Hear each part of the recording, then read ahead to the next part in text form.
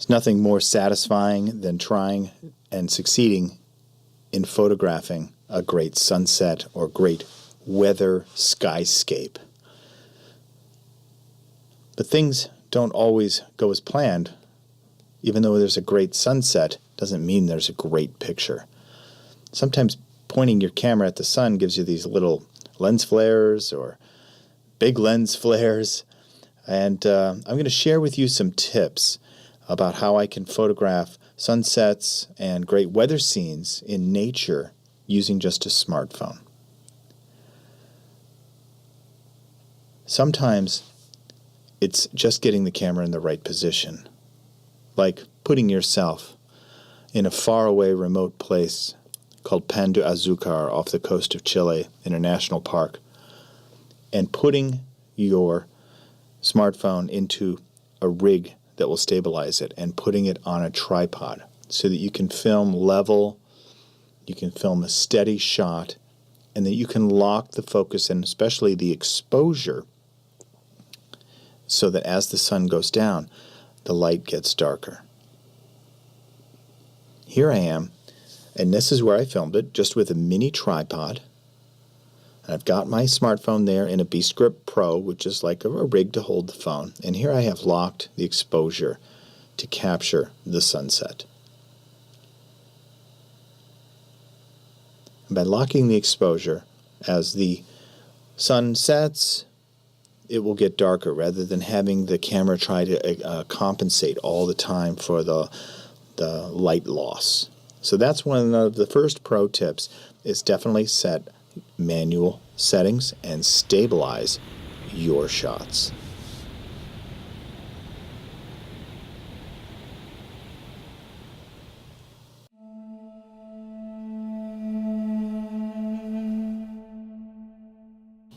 Here's a quick tip for getting some variety of shots during a great sunset, and that is film a friend.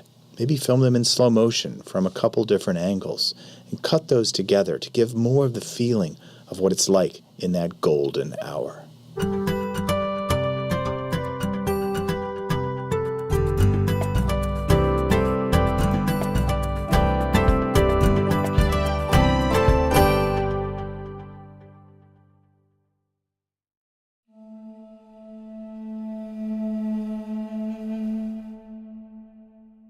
If you give yourself enough chances filming outdoors in weather scenes like in the Atacama Desert, you may come across the chance to film a double rainbow. When that happens, remember to use your panorama mode and get your friend to film you as well so that you have some shots of you making that awesome shot, and so everybody knows that that was you and not somebody else filming that double rainbow.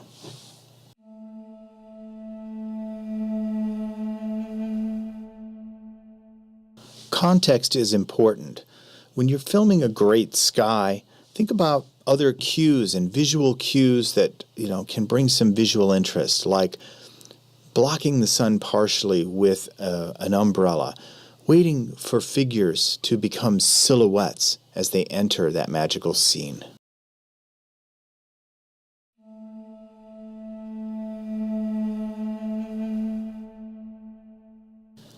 When you find yourself wild camping between three volcanoes in the Andes, for example, and you get a dramatic sky, definitely go for the wide and the panorama, and make sure you've got a good strong foreground and other characters. This helps draw the viewer in to feel invited to watch the moon rise as the sun sets on the Pacific Ocean. Or as it never seems to set during the summer solstice near the Arctic Circle. Like in this shot, this is the Baltic Sea, and that sun is just flat and goes forever.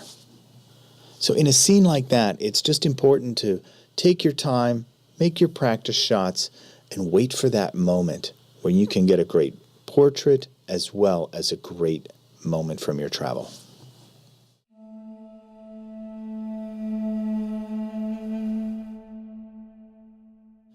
Filming against the light to form silhouettes can add an element of surprise.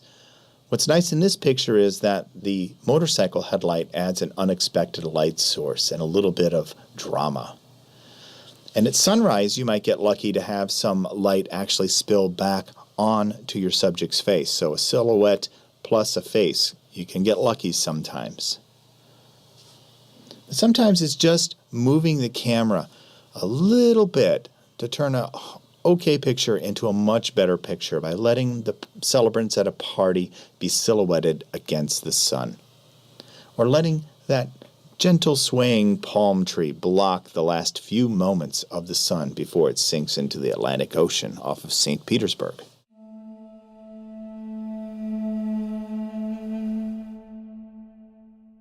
One of the things that I like to do when I come across a potential great setting for a nice sunset or weather shot is to think about a lot where the hottest or the brightest parts of the scene will be so that I can set my camera meter for that by therefore underexposing the camera to bring out more detail that I can then even fine-tune just even using the camera editing in iPhone, for example, just by bringing down the highlights, opening up the shadows, and then making a strong black. You don't have to do much. You don't have to look for filters. You just got to know how to really push the camera at the edges so that even if it's not warm outside, in this case it's minus 20 in Chicago, you can get a dramatic sunset and weather scene by intentionally underexposing so that you can capture more highlight details.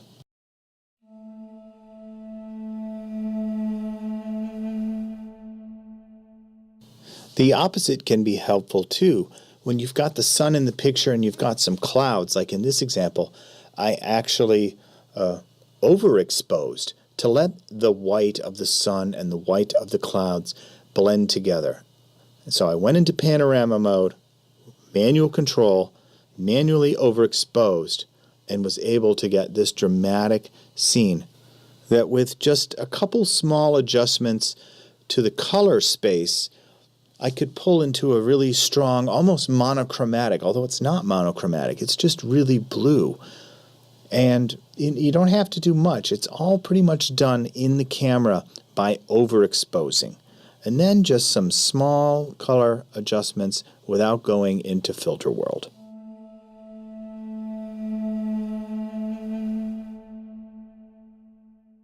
And finally, I just want to encourage you to play with the light. Sometimes a great picture is just maybe very close to where you were trying to get a good picture. You just need to move it right or left or change the focus so that you can capture the sun in a glass. So it's fun sitting at a sunset with some meal and some drinks and just try to focus on the effects of the sunlight on your partner, their beverage, and the color of light interacting with those things like your food. And let those small details, those artifacts of what it was like to have a sunset dinner help tell your story.